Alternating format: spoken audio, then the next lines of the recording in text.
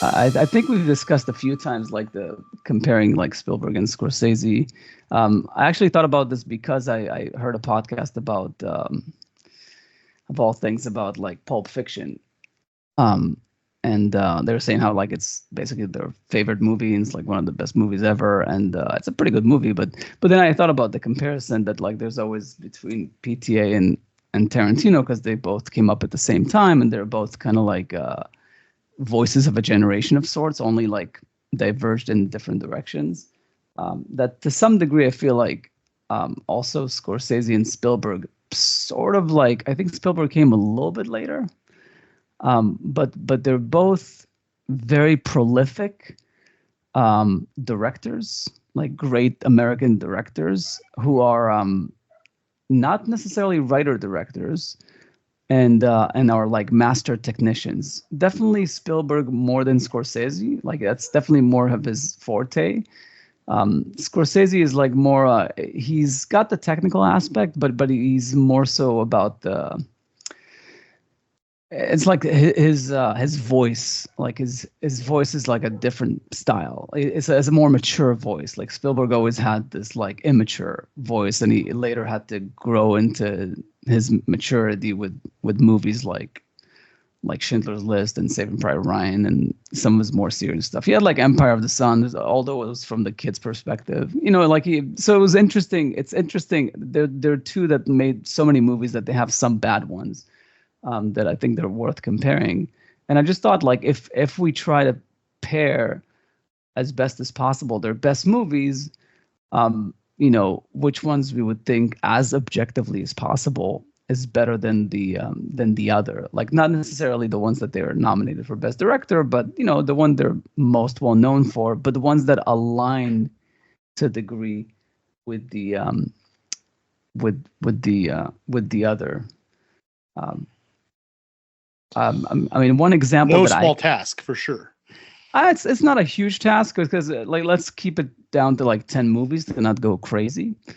But because they have too many movies, and like you said, Jason, before, like you haven't seen all of them. I haven't seen all of them. Neither of us, I think, have seen all of them. I still haven't seen Sugarland Express, which is like I never technically saw that one yet either. Spielberg's first feature. But in any case, I'll start it like with one. Like I'll give like one example, and maybe that will give you a sense. I mean, I'll give a stupid example, and then we can do actual serious examples. Like if you're gonna talk about like E.T. or something, you would have to compare it to a movie like Hugo, or something that Scorsese did that was sort of like a kids slash family movie. And obviously, in that comparison, E.T. would win hands down. You know. I'd probably agree with that. Yeah. Yeah. But then if you compare it to like, let's say they're more serious movies, let's say like my personal, and that's what I said, like our top 10 is different for each of them, but like my personal Spielberg favorite, not that it's his favorite, I think it's his most perfect movie, is Jaws. Yeah. But how do you compare that? Because it's like an adventure movie. Yes, which is a tough one. But what I feel like what Jaws gets right is yeah, I guess that's what I should do. I should just bring them both up on just IMDb. about everything. Oh, that's what I did too. I just have both of their pages up on IMDb. Yeah, that's what I should do. I'll forget Matt's list for now. Matt can look at his list, and I can always pull it up. What is this list you're talking about that Matt made? It's their best director nominations, like their actual Oscar nominations for best director. Spielberg has been nominated 9 times. Scorsese has been nominated 10 times. So, wow. Given the previous like parameters, I kind of thought that was a good place to start, being that they are so prolific and they are so great. To start, but it definitely helps narrow it down for sure. I just think some of those are not as applicable as others. I agree. I agree. While you're looking at the list, or I'm sorry, while you're looking at their filmographies, Matt, why don't you just like say which ones they were nominated for? Just a sec. Okay. Spielberg nominated for Munich, E.T., Close Encounters, Lincoln, The Fablemans, West Side Story, Raiders of the Lost Ark, Saving Private Ryan, and Schindler's List.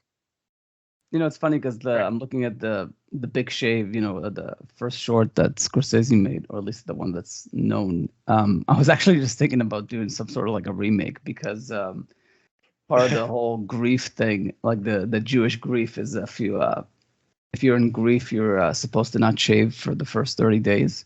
Ah. And I right now have the most growth I've ever had on my face ever. So I was like, I don't know why I had like this idea for like doing like this shaving, like filming the shaving routine once the 30 days are off. Yeah. But like a different meaning than the Big Shave. But what's the Scorsese list, Matt? Yeah, and you don't have the reverse Hitler that I have. Same here. Okay. Right there with you. Yeah. All right. Scorsese. Hugo. Gangs of New York. The Aviator. The Wolf of Wall Street. The Last Temptation of Christ. Killers of the Flower Moon. The Departed. The Irishman. Raging Bull, and Goodfellas. Okay.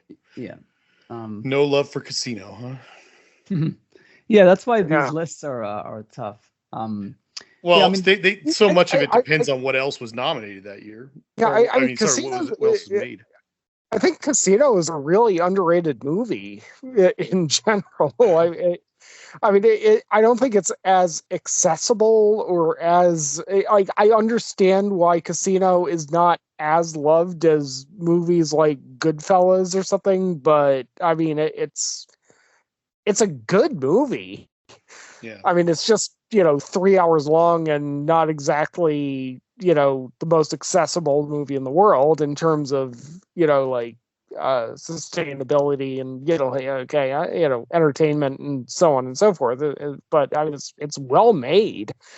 Well, one thing I would say, because we were started with like and you can tell me if there's a different Spielberg movie that makes sense, but like Jaws to me, like if there's a movie, the closest movie to perfection that although you know what, yeah, actually Jaws almost makes sense, because initially I thought compare it to Taxi Driver, but when you think about it, Scorsese's best technical achievement, I would say, is Goodfellas, probably.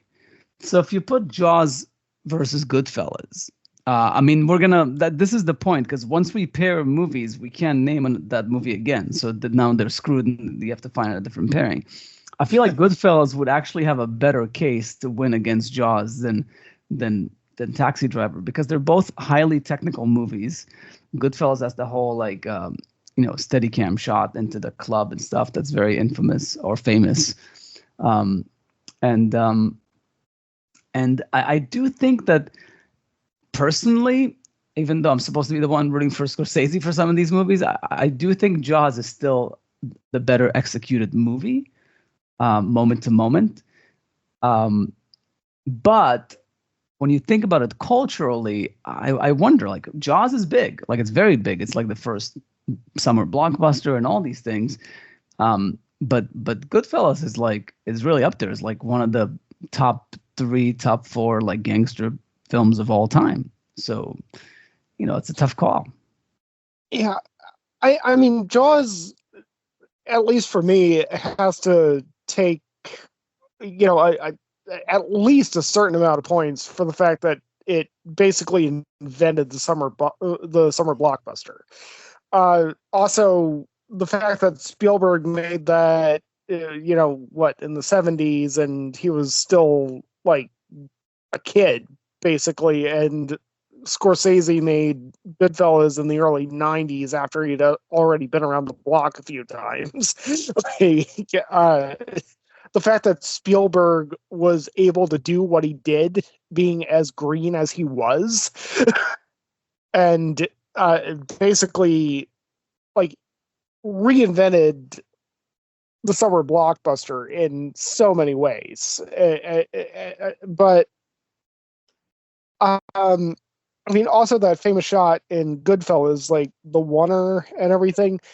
I would argue that in terms of oneers, I actually said this in our messaging before this, that I could probably talk about their oneers for, hours. But the oneers that they had in Jaws, I actually thought were better than the famous oneer from Goodfellas, because they're all so subtle that most people just watch the entire, didn't even realize, holy crap, there was a sustained shot for 2.5 minutes, and we just didn't realize that there was no cut because it was just that well designed. It was just that well thought out. Spielberg just did that because it worked out that well, and it just worked for that scene. The oneer in Goodfellas, I actually think, is kind of a middle of the road oneer because it is so famous as like, oh, well, that's a 5 to 6 minute long unbroken shot, but everybody knows it because everybody notices it. And so it loses points for me. My favorite shot in Goodfellas is the zoom dolly.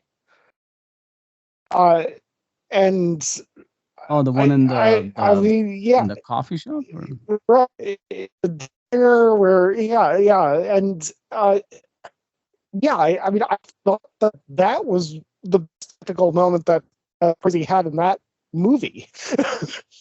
Because it was subtle enough that, and so well pulled off that, your average viewer is just going to be like, okay, this is impactful, but I don't know why it works so well. It just works that well, and I'm just going to accept it and love it and move on.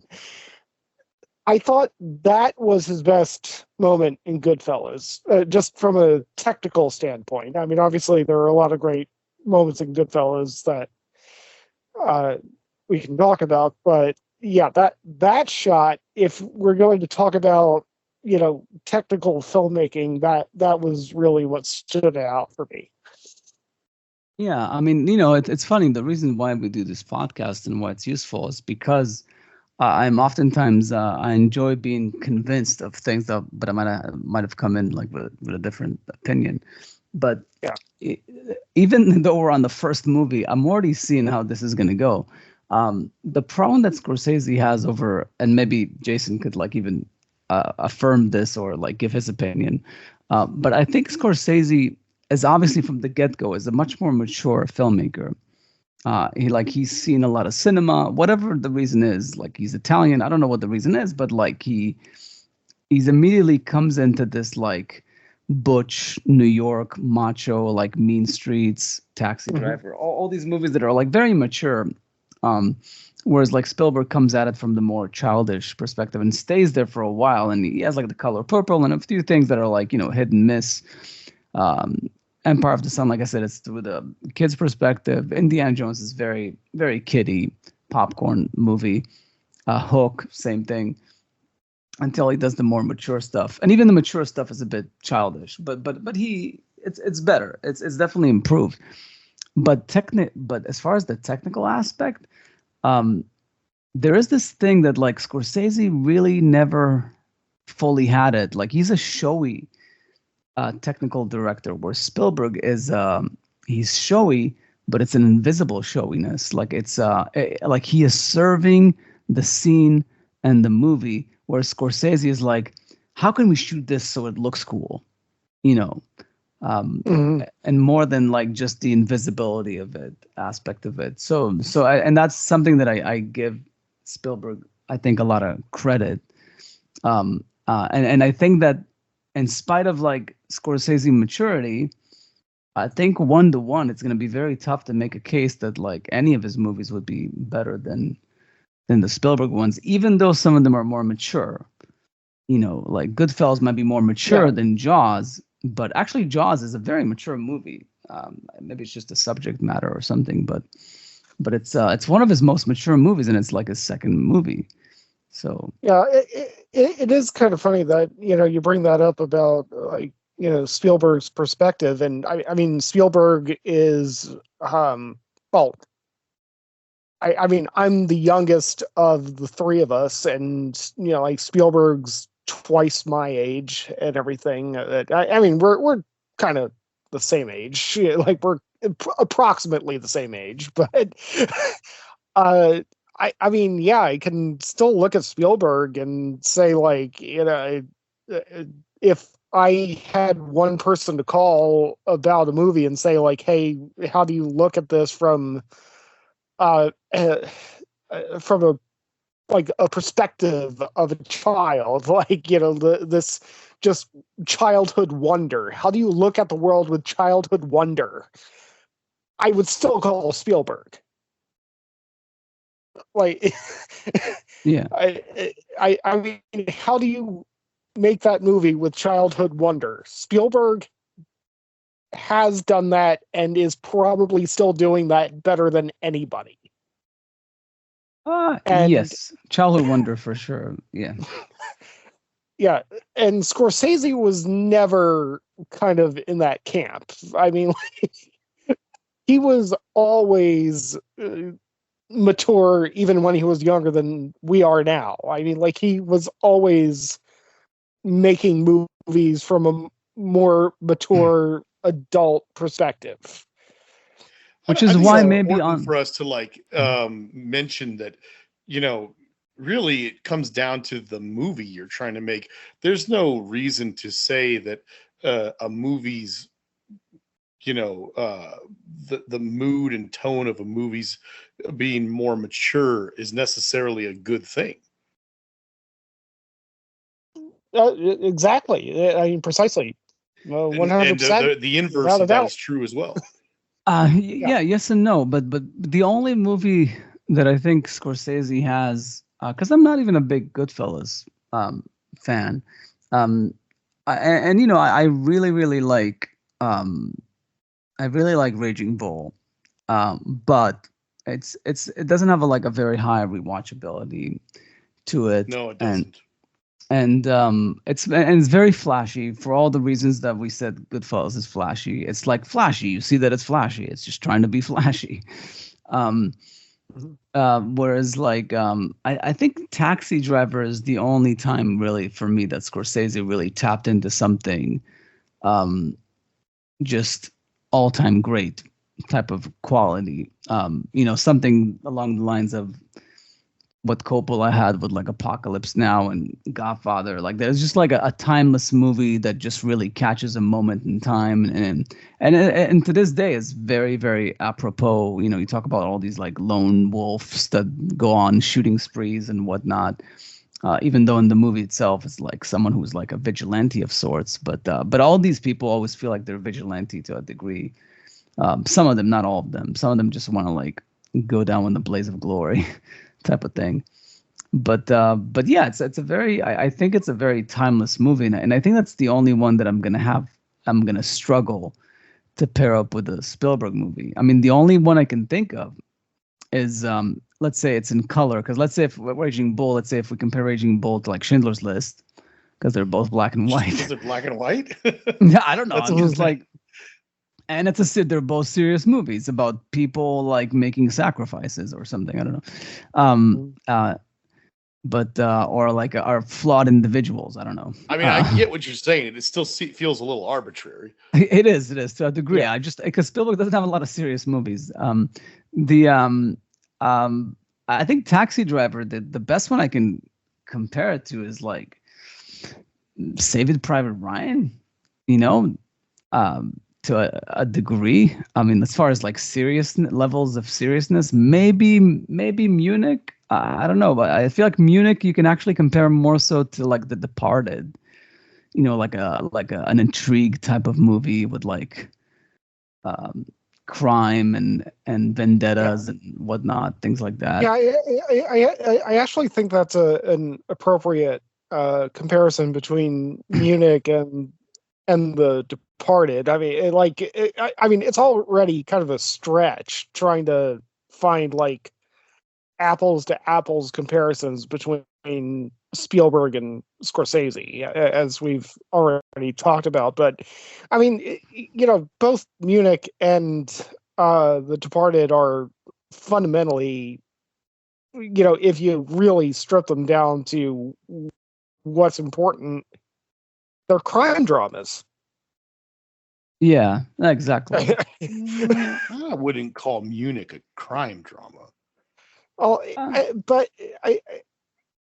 Okay, yeah, but the people that are going to assassinate are a form of like cops, like they're agents of a state. So like in a way they're they don't have a jurisdiction like cops would, but it is like essentially like they're trying to like find these people. These. I don't disagree with that. Organized crime, terrorism is organized crime. Right. They're trying to find the bad guys who committed a murder and take out the bad guys who committed the murder. You're making. I just think that it's important for us to say that Munich is not a crime drama. No. It's a historical. Where I wrote a little tiny note next to that one. Where is it?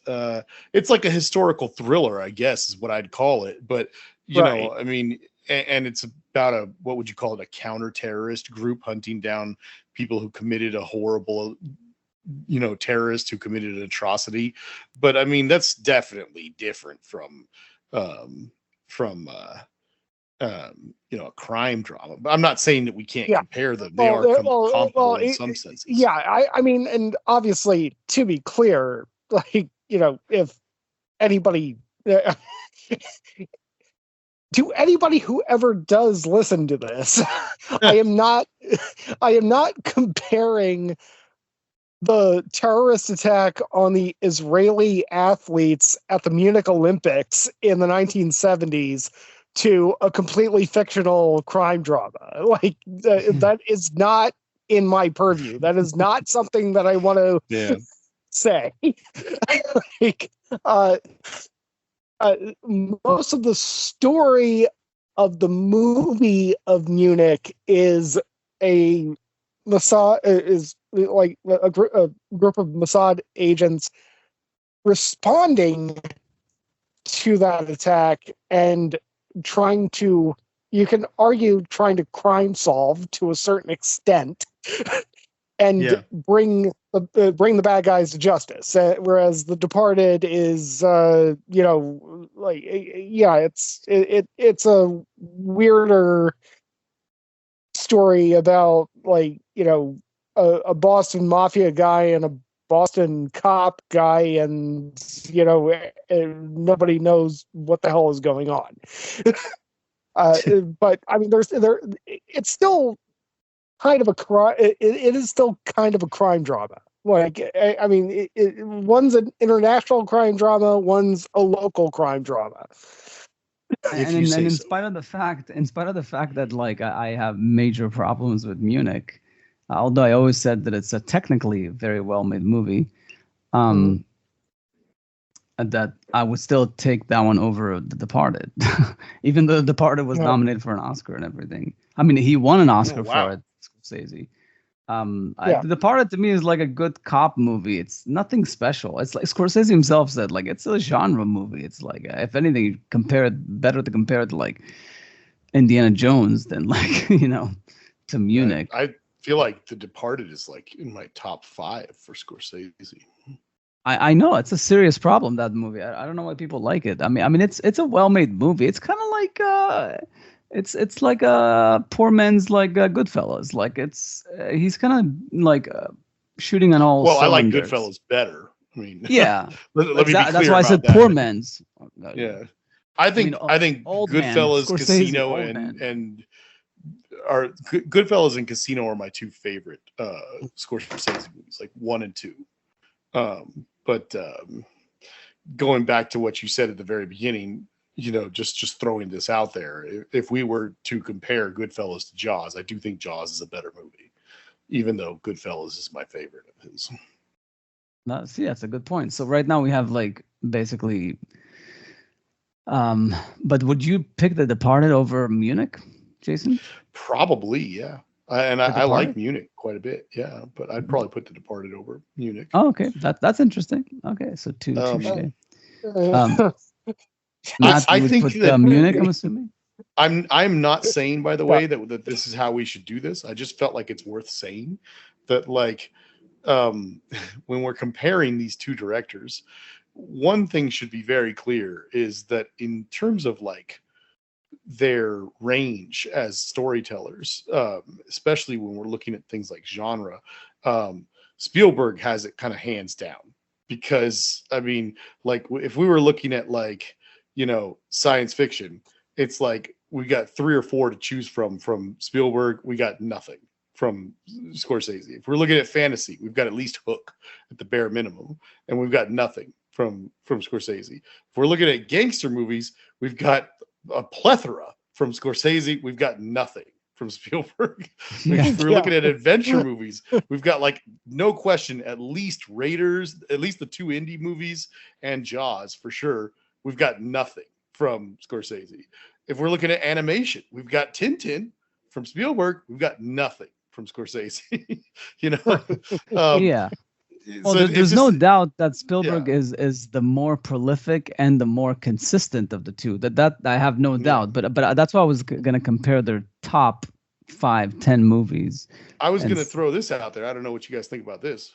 Both of them have one movie, as far as I can tell, that is primarily about filmmaking, which would put you at The Fabelmans versus Hugo. And I kind of consider that a tie, to be honest, because I like both of those movies. I think Hugo is better made. Is a little more solid. Yeah. But Hugo has something kind of magical about it. I really love all the scenes where they're talking about that. I can never remember. I don't know how to pronounce that director's name, but the one that it's about. Milier, yeah. I knew it started with an M. Actually, that's a really interesting segue.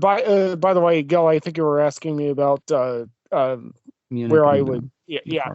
I mean,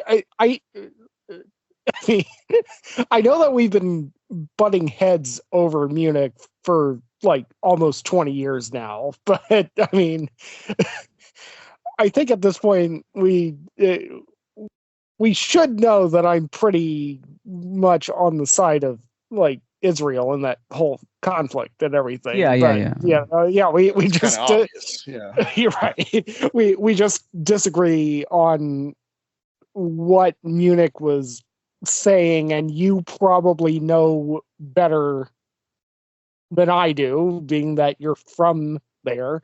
No, I just have an opinion, but right. Maybe at the time that we first watched Munich, I knew more. Yeah. But no, I mean, and actually one of the weird things that I have to kind of say is, Spielberg discovered Janusz Kaminski when he made Schindler's List, and he just never let that guy go. I mean, it was like, okay, we work at the same pace and he's good, so we're just going to keep doing it. Scorsese has been swapping out cinematographers like condoms for the last 40 years. And I mean, Michael Ballhaus, I mean, kind of he's, I mean, don't get me wrong, he's good. He's just not, like Janusz Kaminski, Roger Deakins, Conrad L. Hall level. And I mean, so when it comes to a movie like The Departed, where, it's Michael Ballhaus, it's just like, geez, couldn't you have just brought in, like, Robert Richardson? You've already worked with Robert Richardson. Why don't I mean, Robert Richardson well, I mean, Robert Richardson shot Shutter Island after that, and Richardson had already shot Casino. But I mean, Richardson is clearly better than Michael Ballhaus.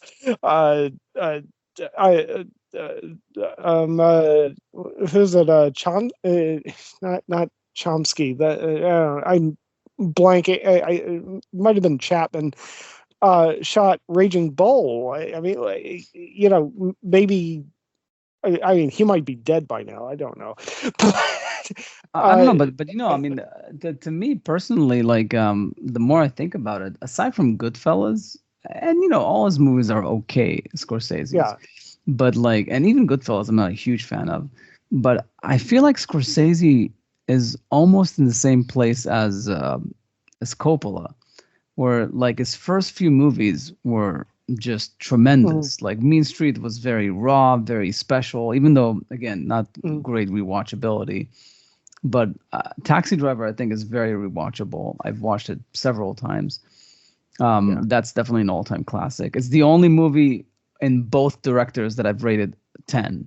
There's no movie, and I might inch Jaws into a 10 if I really considered it, but no, Spielberg only has 8, 9s, and 7s from me. Maybe there's a few 6s. Temple of Doom. I'm looking at you. But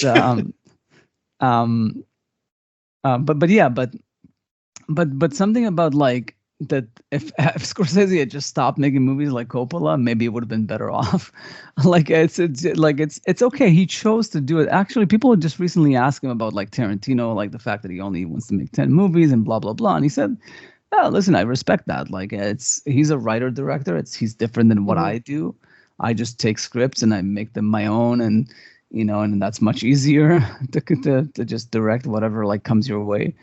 But everybody has their own way of doing it, and I feel like Scorsese could have benefited from making less movies, maybe being a bit more selective, because I really feel like he hit some high with like Taxi Driver, like Mean Street, Taxi Driver, Raging Bull, and then he squeezed out Goodfellas. But pretty much after that, I don't think he's made a great movie after Goodfellas, not that I can think of.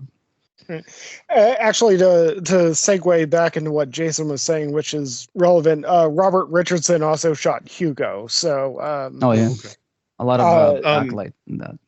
So I know that this is just supposed to be about Spielberg and Scorsese, but I think it's pretty clear. I think I've made it pretty clear, and I think you guys already knew this, that I pretty much prefer Spielberg for sure over Scorsese.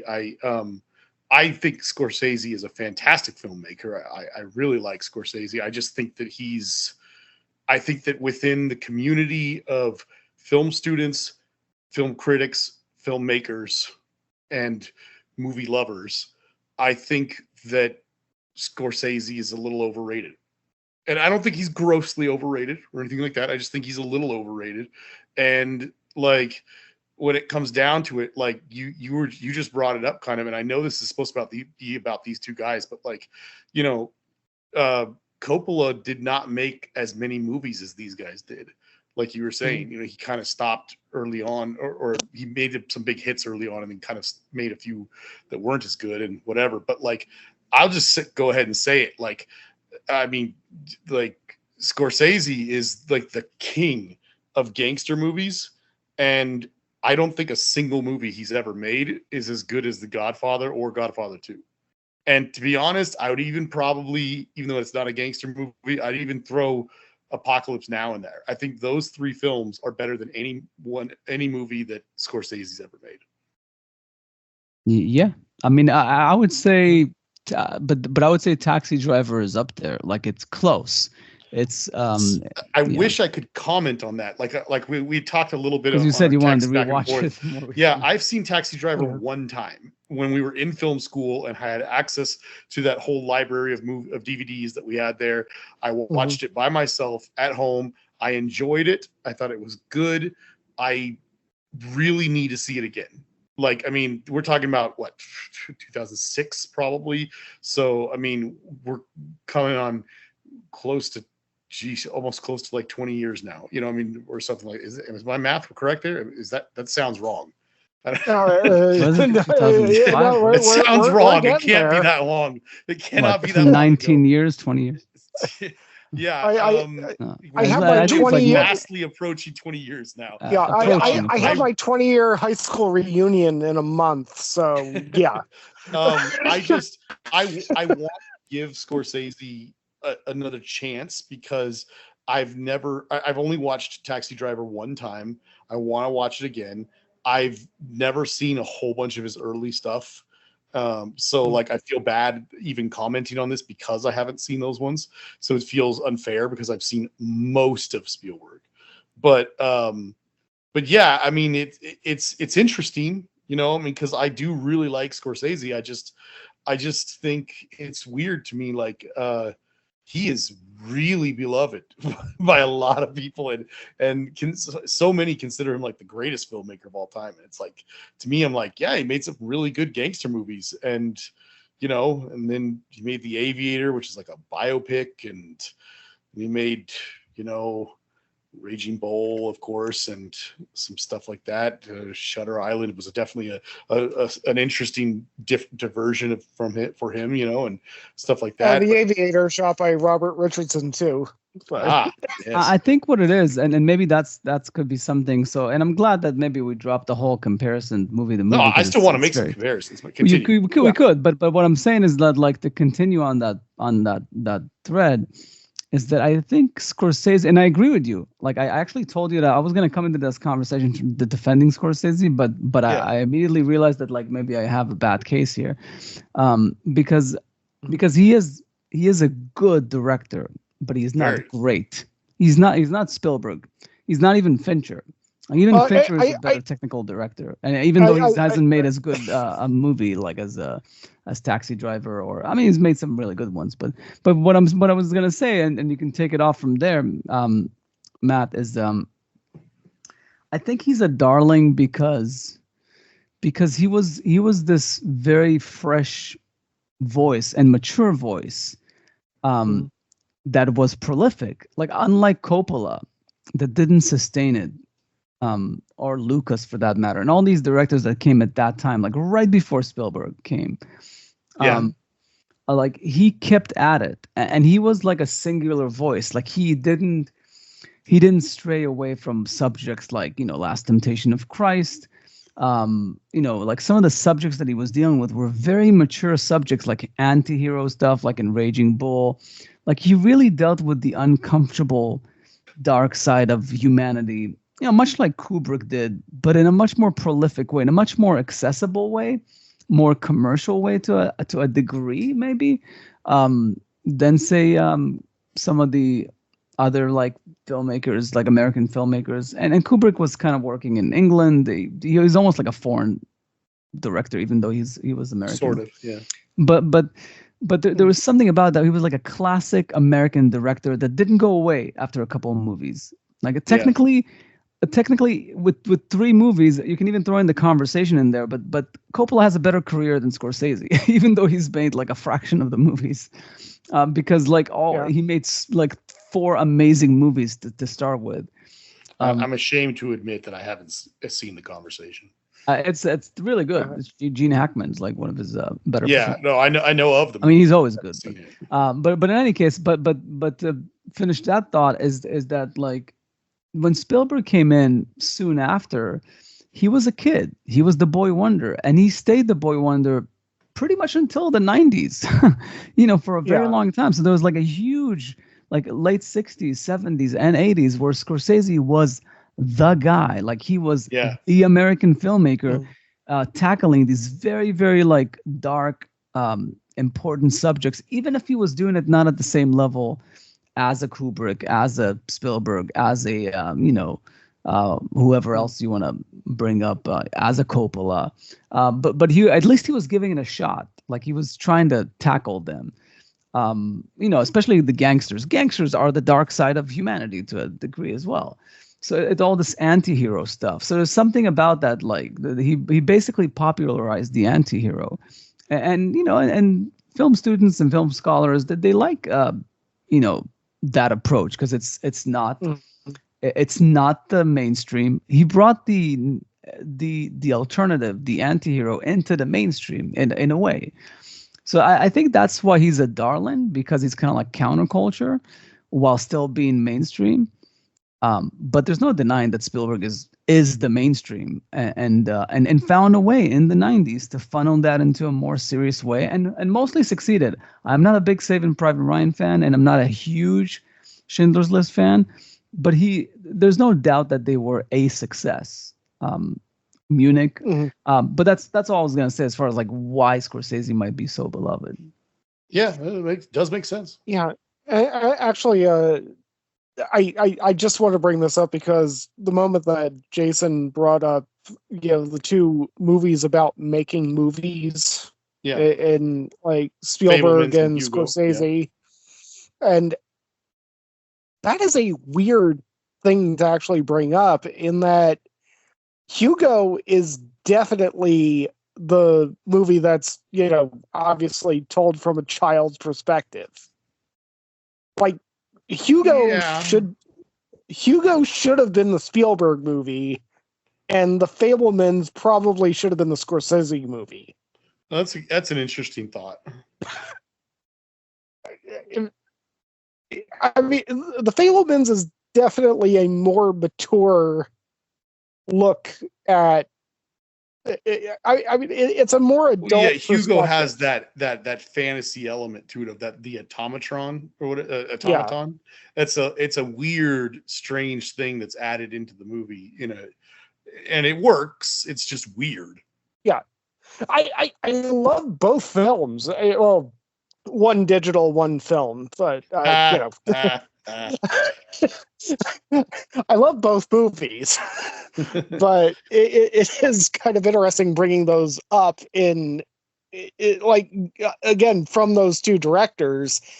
And I mean, The Fabelmans, so far as I can tell, is a pretty damn mature movie. Sure. In how it's dealing with, like teenage and childhood angst and all that stuff. I mean, like it's a very adult perspective, whereas Hugo is a childhood perspective of something that's very adult. But yeah, let me ask you guys two more that I wrote down. Okay, would it be safe for me to assume that we are all in agreement that Indiana Jones and the Last Crusade is a superior movie to Jurassic Park: The Lost World? Yes. Yeah, probably. Mm-hmm. Okay, so going off of that, because by my count, by briefly scanning over their movies, I believe Spielberg only has 2 sequels, and Scorsese only has 1. I would put The Last Crusade as a superior movie to The Color of Money, although I love The Color of Money. Which one? Which one did you say with The Color of Money? The Last Crusade. Oh, The Last Crusade. Indiana Jones. Oh, okay. Yeah, I mean, I guess because it is a form of sequel, The Color of Money. So, I mean, I've actually never seen The Hustler. I really like The Color of Money, but I just think that The Last Crusade's it's a good movie. That's the thing. Like, he's got a lot of good movies, enjoyable movies Sure. that, like, like if I'm gonna go to theater like this week, maybe I'll catch the new Scorsese. But he's not. But what's special about Spielberg is, like, for the longest time, like, Spielberg movies were like an event. It's like, oh my God, Hook is coming out. Oh my God, Jurassic Park is coming out. Oh my God, Schindler's List is coming out. Oh my God, they are magical. Yeah, like, it was just like he had like this stretch, like, I think in the 80s, and there was like a few. I mean, Color Purple didn't do as well. Emperor of the Sun was a little bit of a snore. But for the most part, like, most of the 80s and 90s, he was like, AI was like, the 2000s started to be like, the Terminal, AI. There's these War of the Worlds movies that were not as much of a home run. Yeah. I wasn't a big Catch Me If You Can fan, but that one was like a pretty popular movie. For some reason, I gave it an 8, so I guess I like it, even though I don't. That was my next one I was going to bring up. Yeah, so which one would you compare it to? That's what I was going to say. You guys are probably going to disagree with me on this. You're going to disagree with me probably, but I'm just going to go out there and say this. This is the one I think this is one of 3 or 4 that I think I would probably go with Scorsese, but I mean, probably not for the same reasons you guys would agree. I don't know. I was like, well, we should do because Catch Me If You Can exists. that's like one movie against 7. We got to see like who's got the better Leonardo DiCaprio movie. Oh yeah, like Wolf of Wall Street. Yeah. I mean, I don't think Wolf of Wall Street is his best Leonardo DiCaprio movie, because I don't think that movie's as good as The Departed. I don't think it's as good as The Aviator either. But I don't know. I mean, that's just my unpopular opinion.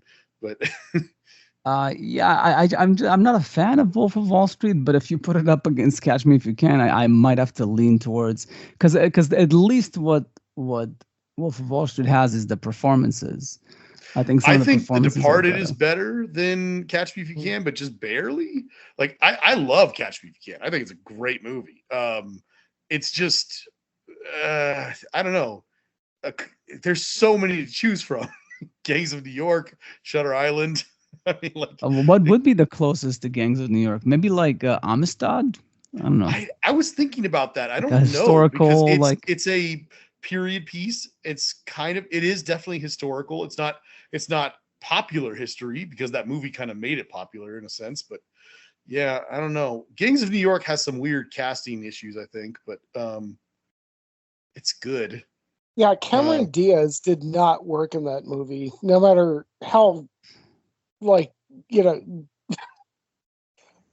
honestly, like eye candy, yeah, but she was not really I like Cameron Diaz a lot. I just think she's not really well fit for that movie. But I mean, who the hell is going to stand up to Daniel Day-Lewis? I know Daniel Day-Lewis just tromps all over everybody in that movie. Yeah, I guess it's a movie that you watch for that one performance.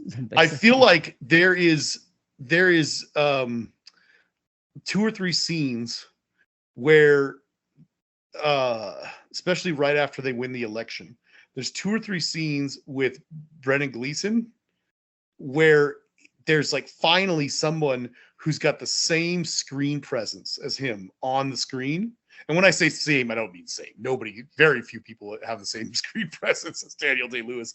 But I mean, like, you know, close. Like someone who's like, who in an acting sense is like standing up to him, and you're like, whoa. And then the movie almost like tells you in that following scene when he gets a knife in his back, and you're like, oh, he's gone. Sad. Well, in that case, maybe a better comparison would be you compare like Gangs of New York to Lincoln, which was the better Daniel Day-Lewis performance. I don't know, because Lincoln doesn't have any action in it, but I Lincoln really is feel about like a historical figure, you know, like that everyone is aware of. But I don't know. I feel because Gangs of New York was before There Will Be Blood, right? Yeah, I think so. Yes, it definitely was. Because I feel like Gangs of New York is as much respect as I have for Daniel Day-Lewis. He was overacting there a bit. Oh, I'm sorry, Gil. When you said that, you just flew right over my head. Of course, that's the comparison, because Daniel Day-Lewis. I'm stupid. Yes. Yeah.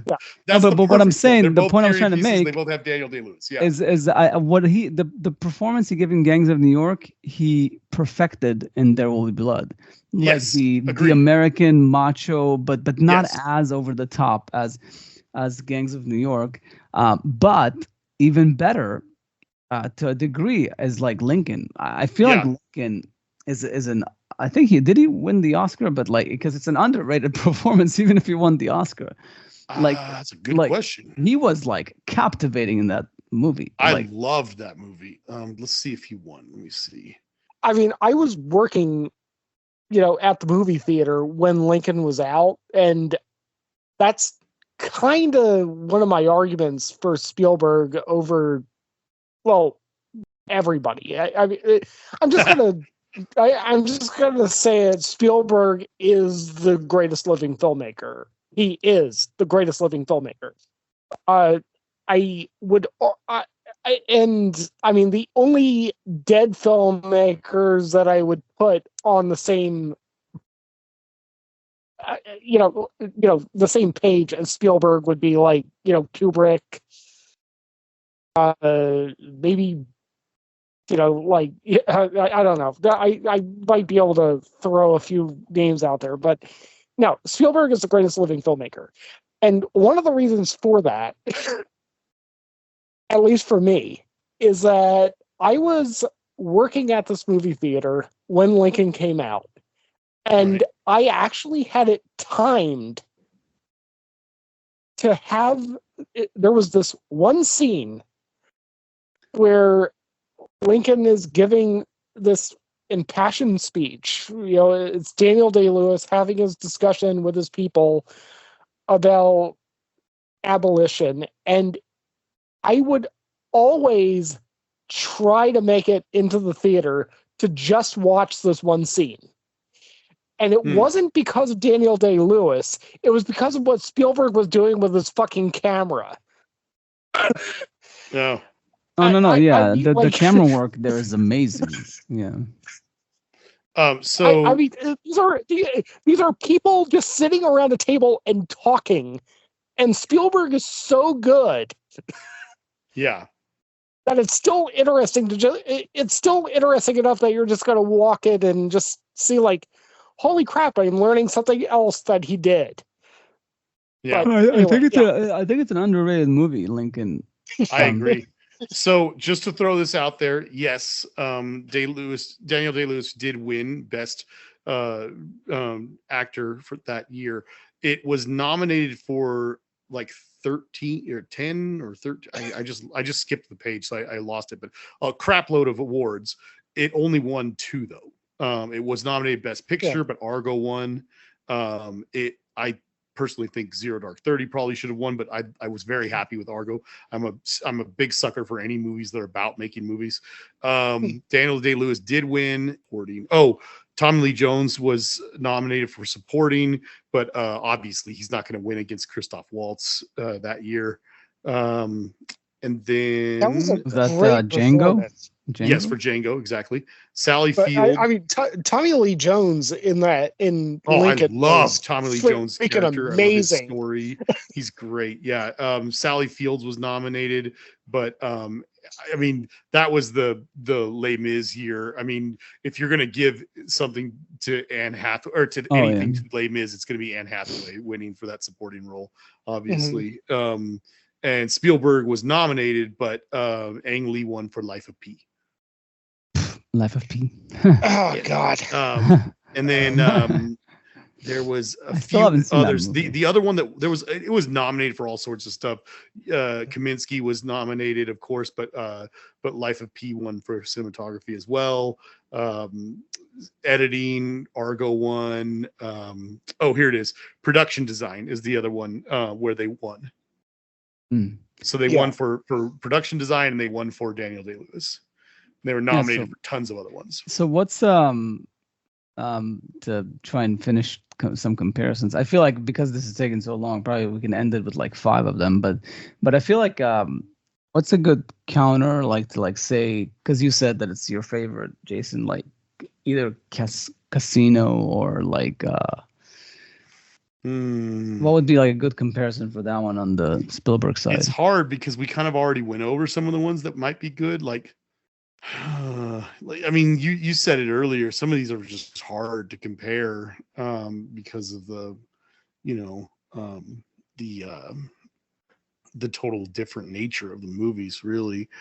Yeah, it's tough. I mean, I do think Amistad and Gangs of New York is a good comparison. And Amistad is not an amazing movie, but it is better than Gangs of New York, I think. I like your other idea. I think Lincoln is a better comparison just because of Daniel Day-Lewis. Yeah, which obviously hands down Lincoln. But I mean, that's tough. Casino is a fun movie to watch. And Hugo, I don't know, Hugo, I feel like Hook would be a better comparison than say the other one you mentioned. Fabelmans? Yeah, because I feel like it's like they're both silly kids movies. Hugo was a bit more serious than Hook, but but Hook is like Hook feels like a kids movie because it's a movie that's based off of a kid's story. It's based off of Peter Pan, but Hook is a very serious deconstruction of what Peter Pan is and was. It's a like strange sequel to the story of Peter Pan, but it's also reanalyzing everything that is Peter Pan at the same time. It's kind of complex. So what would be the closest thing to Jurassic Park? Well, I was going to say, God. you mentioned Casino, and this like very few people maybe will agree The with me. Irishman has like the special effects. That's funny. I was just going to say very few people would agree with me, but I mean, Casino is my second favorite Scorsese movie. So maybe Jurassic Park would be comparable to that, just because it's Casino. like right up there with me. But they're such different movies. It doesn't really like work.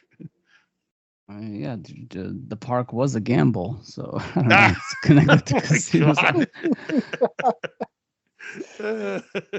Yeah. Well, I think Jurassic Park's a better movie than Casino, though. What was the quote like that? Yes, that Ian says like you always thought like you were thinking whether you could when you should have thought whether you should. You were so obsessed with whether or not you could do this that you never asked the question whether or not you should. And that's how I felt about this whole podcast. Ask yourself every time you walk into a casino. Yeah. Yeah, exactly. That's dumb. Also, the character is Ian Malcolm, right? Yeah. Ian Malcolm. Yeah. Yeah. And that was before Spielberg, married himself to Kaminsky.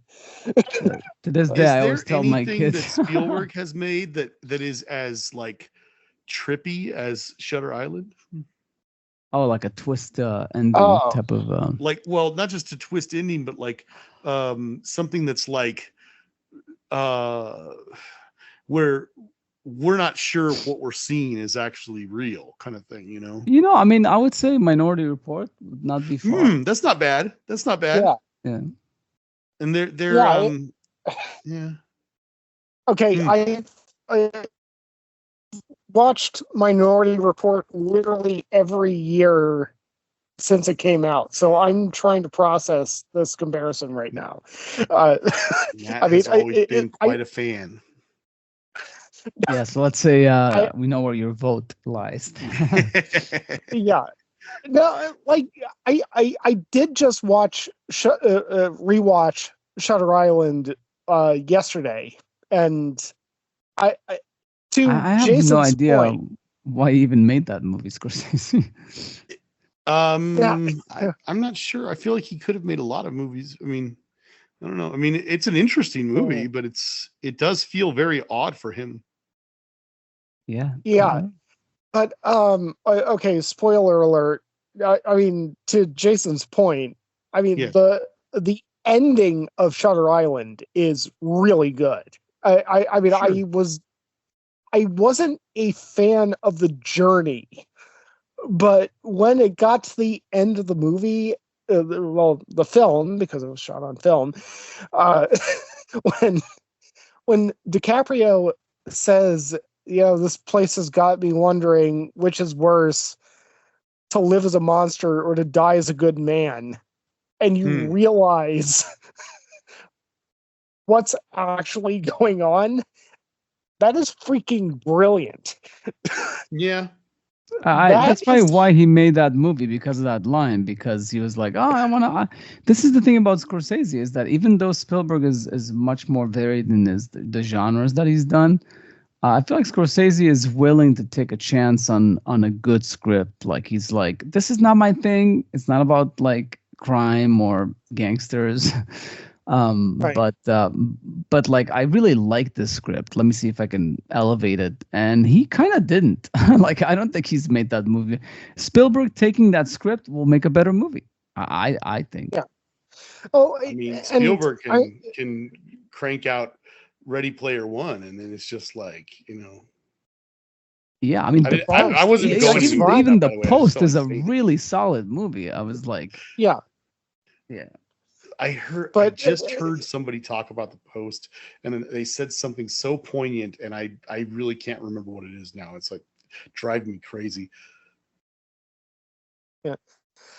But I mean, also to Jason's point, I mean, Minority Report is kind of an apt comparison. It's not perfect, obviously, in a lot of ways. I mean, it is one of those movies that, I mean, again, it doesn't have like the last line that Shutter Island had. It doesn't have that twist. I don't think that Spielberg has ever given us like a Shyamalan like mindfuck at the end of a movie that I can point to. But what Minority Report did was come to an ending where it's just like, there's a really interesting point to be made about free will here. Like, you've gone on this ride. And the ride was fun, by the way. The ride was better than the Shutter Island ride. It's enjoyable. We had fun for the last 2 hours, and then we come to this conclusion, and there's like a serious moral point that he's making. Well, I do think, while I think that Shutter Island has a great ending, like you've said already, I just think that I think that Minority Report just is a much. It just has a lot more to say. Yeah. Well, to also kind of alluding to an earlier point about, like the childhood wonder of Spielberg versus the maturity of Scorsese. I mean, there is kind of that element in a lot of Spielberg's movies where, like, I mean, I don't know if it's just, he got a really good script and he's just good at making scripts work on screen better than most people, as opposed to other writers. But again, you look at something like Minority Report, and like, again, it's an action movie. It's a sci-fi action movie fundamentally, at its core. But I mean, that is asking some moral questions that strike to the very core of everything that we do. Yeah. I mean, free will is basically the basis of Western law. I mean, like, that's everything that we believe in. I mean, like, it's the question of mens rea and so on and so forth. That's, like, I mean, what is mens rea? I've heard that recently. That term. Mens rea is guilty mind. The guilty mind. Yeah. But as opposed to the guilty actions. Right. Yeah. No, but I don't know. I mean, I remember we had a Minority Report episode. Of course, we discussed this, but like I'm not really sure that the movie at the time I was arguing that like that it was almost like a side effect of the plot that idea was brought up. It's not that I was really dealing with it hands-on, because like the argument in the movie is that the reason why this technology cannot be used is not because of free will, it's because it's flawed. If it was a flawless technology, I think the movie argues that it might have been ethical to use it. But if it's flawed, then it's not ethical to use it. I think you were reading to the movie too much. Like maybe the Philip K. Dick, I don't know, story maybe had some of that. But the movie basically, like if there was no Minority Report, if it was a flawless technology, and then we made an argument that they shouldn't use it because of free will, then like that's a movie about free will, but that there is no free will or whatnot. But if the technology is flawed, then it's just an unethical to use it because it's an incorrect assessment of the future. Well, they also said, they did talk a little bit about how if you know your future, you can change it, right? Don't they say something like that? Right. Yeah, and to a degree, to a degree, you could make an argument that like the reason why the Minority Report exists is because free will exists, is because there is some situation where the reality could change, if in the flick of the moment a person will make a different decision, like he won't bring down the scissors to kill his wife or whatnot. But as far as I'm concerned, that shit doesn't exist. I mean, like, if there's only one way for life, if time only moves forward, there's only one way for things to happen. So if there was a technology to fully 100% predict what's going to happen in the future, then it's a discussion of whether or not we should use that to stop crimes before they happen. Even if it means that you're doing it at the expense of 3 people's lives. Yeah, I mean, I feel like, but it goes back to what we were saying, like the mens rea and whatnot. Like, and I think we're evolving on this as a society. We're evolving on it. What? Just for the record, I feel like this could land us in a philosophical conversation that could. No, it's okay. Like, I mean, it might be good that we're like we'll try to wrap it up after this because it's too long.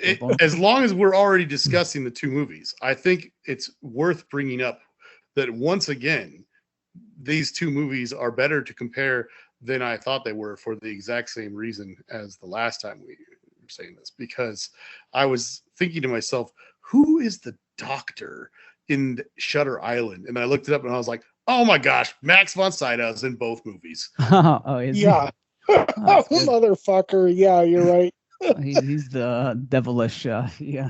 Yeah, but the main issue in Minority Report, not to rehash it, is that also it's the way they treat the ones that like almost. That's commit what I was crime. saying. I was like, is it really worth it if you have to take 3 people and basically ruin their lives?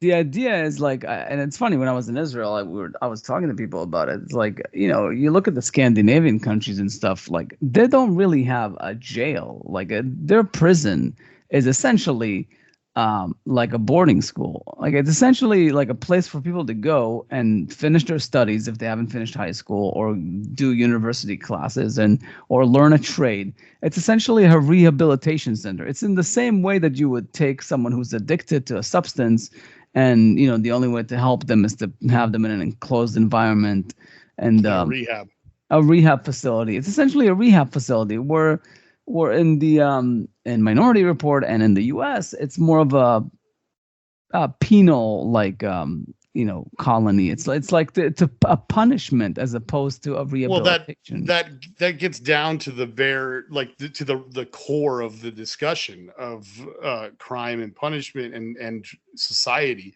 I mean, I think a lot of people have asked that question over the decades and centuries of society: is should we as a society be focused on punishment, on rehabilitation, or on simply preventing future crime by taking the person's freedoms away and preventing them from doing the same thing over and over again? And a lot of people would say that rehabilitation should be the only goal. Some people would say punishment should be the only goal. And I would say you could try to do both. Maybe I think it should never be punishment. I mean, for one thing, I don't believe in free will, so that's why I think it should always be rehabilitation. I think you guys are both crazy for that. Yeah. But I do believe that broken human beings are a thing.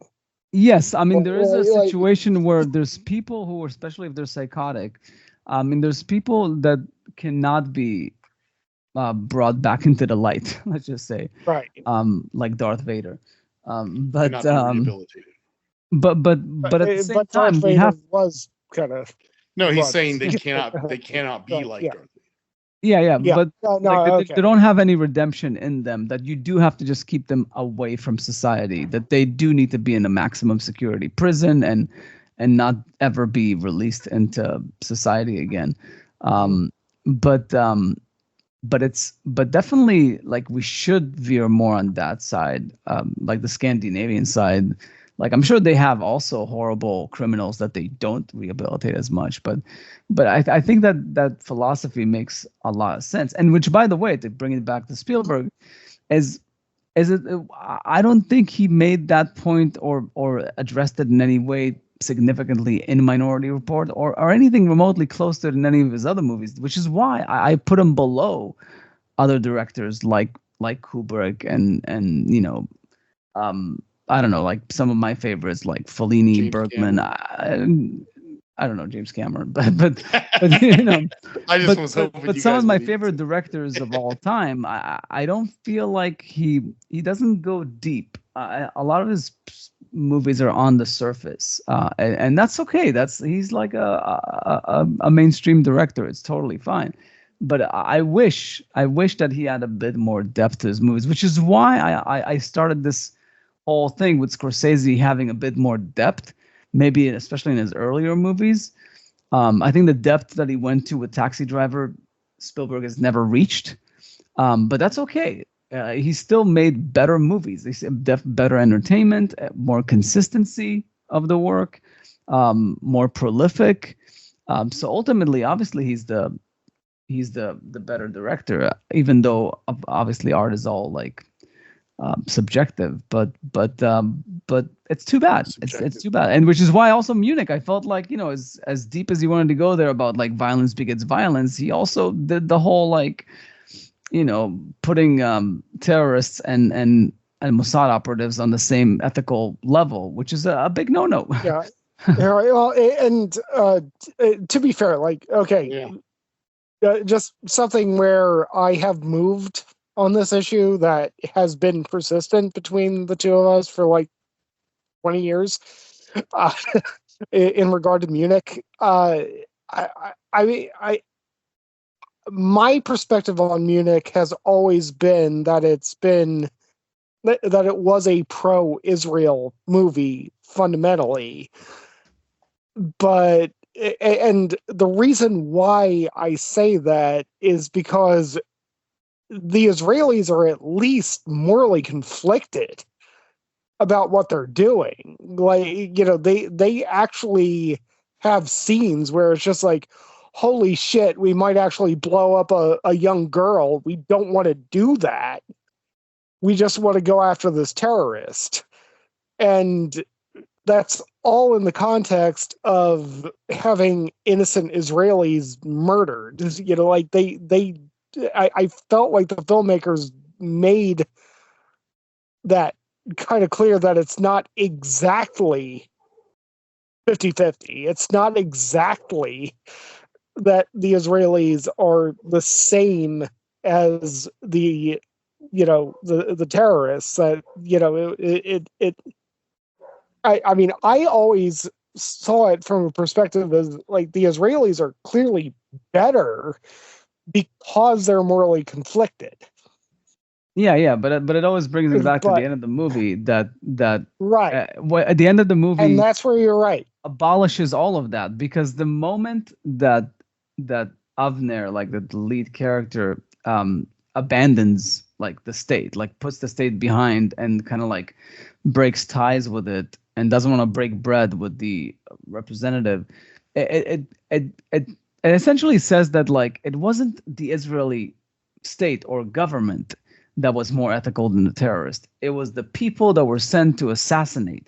They were people of good moral character. They were people who cared to not kill people. But if it was up to the Israeli government, they would, you know, left and right kill everybody because they're just like vengeful, horrible, like terrorist state that's run amok. That's what Kushner thinks. And Spielberg just didn't catch that. But that's essentially what the ending says. It's like, listen, you are an out-of-control state. You are going crazy, and all you're doing is like violence will beget violence. That's why I can no longer be part of you, and that's like turning your back on a country that supposedly is actually trying to do the right thing. That's like they're trying to not to kill innocent people, to kill just the people that are the terrorists, and nobody's. And you can make the point all day that violence begets violence. I agree with that point. I agree that some of the tactics they've taken hasn't been very fruitful. It's been proven again and again. But to say that there's some like moral equivalency or that he's more in the right because he's leaving it, like it's essentially what Kushner is saying. Is like, listen, I'm an American Jew. I live in the U.S. Why the fuck should I care about what's happening with the Jewish state? Well, you know how when you're gonna care when there's fucking Nazis in the U.S. putting Jews in an internment camp, and then we'll see what you want to say about the Jewish state. Like, and then you'll see like where the only place that's safe for the Jews in the world is the Jewish state. Like, now you're in the U.S. and you feel like, and all of a sudden there's a rise in anti-Semitism, and all of a sudden they're starting to kill Jews left and right. And what are you going to say then about the Jewish state, about their tactics, about them being like overly like, aggressive about protecting their borders? Like, what do you say then? Like, you're comfortable now. You're a Jewish American citizen, so you live on a fucking island, far from all the risks that Jews have in Europe, that Jews have in Muslim countries, in all these different places. So you're on your high horse. But really, who are you to judge? What would you have done if you were in the situation that the state is in? Well, that's the problem that I have with Kushner, and that's the problem I have with Spielberg in the movie. Yeah, and does make sense. Again, after 20 years, almost 20 years, I mean, when I watch Munich, I still think it's a very well-made film. Like, don't get me wrong. Competently made. There's a lot of great stuff in it. My perspective has changed in the manner of just like, it's probably a bad idea to even bring moral complexity into this. In that, like, there is no moral complexity. Israel's right, they're wrong. And I'm not even saying Israel is right. I'm just saying that it's an impossible situation. It's it's just a really difficult situation. Well, it's the Kobayashi Maroon.